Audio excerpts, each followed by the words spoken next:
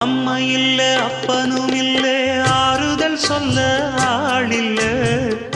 ஆசைப்பட்ட வாழ்வும் ஒண்ணு அவளுக்கு இங்கே சேரல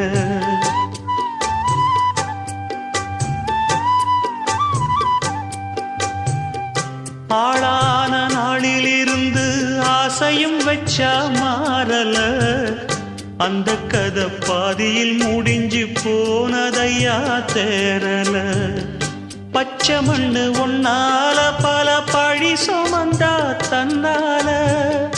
பாவம் பழி முன்னால வந்து படருதையா தன்னால